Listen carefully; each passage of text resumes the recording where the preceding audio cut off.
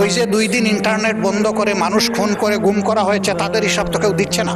যে শুধু জাতীয়তাবাদী দল এবং তার অঙ্গ সংগঠনের লোকরাই শহীদ হয়েছে 1000-এর ঊর্ধ্বে। আমি যদি তার কথাটাই সমর্থন করি তাহলে হিসাবে এখান থেকেই তিনি পাবেন, আমার কাছে কষ্ট করে আসতে হবে না।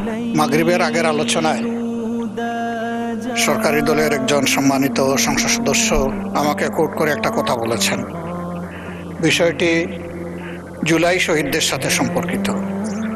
তিনি বলেছেন, শহীদদের সংখ্যা যদি 800+ হয় তাহলে আমি 1200 বাড়িতে গেলাম কিভাবে, ফ্যামিলিতে গেলাম কিভাবে।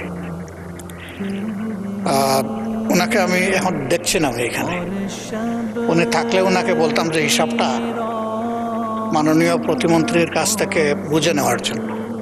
সালাউদ্দিন টুকু সাহেব তার বক্তব্যে নিজেই বলেছেন যে শুধু জাতীয়তাবাদী দল এবং তার অঙ্গ সংগঠনের লোকরাই শহীদ হয়েছে 1000-এর ঊর্ধ্বে। আমি যদি তার কথাটাই সমর্থন করি তাহলে হিসাবে এখান থেকেই তিনি পাবেন, আমার কাছে কষ্ট করে আসতে হবে না। 2 নম্বর, আমি আনঅথেন্টিক কোনো কথা বলিনি। এই ব্যাপারে আমাদের কাছে একটা কমপ্লিট প্রোফাইল আছে। এখানে উপস্থিত অনেকে আমাদের সেই প্রোফাইল পেয়েছে, আমাদের ওয়েবসাইটে অ্যাভেলেবল। ক্রস চেক করে আমরা নিশ্চিত হওয়ার পরে এই তালিকাগুলো করেছি। 3 নম্বর, এই ব্যাপারে আমার কথা নয়, এই দেশের কোনো সংস্থার উদ্ধৃতি নয়। জাতিসংঘের মানবাধিকার ফ্যাক্ট ফাইন্ডিং কমিটি বলেছে এই সংখ্যাটা 1451, তাদের পাওয়া মতো।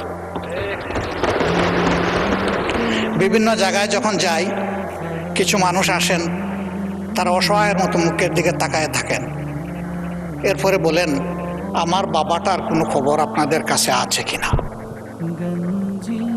ওই যে 2 দিন ইন্টারনেট বন্ধ করে মানুষ খুন করে গুম করা হয়েছে, তাদের হিসাব তো কেউ দিচ্ছে না।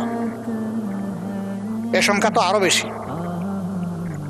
মহান জাতীয় সংসদে দাঁড়িয়ে আমরা যখন কথা বলবো, তখন আমাদের কথাগুলো আমি আরেকদিন অনুরোধ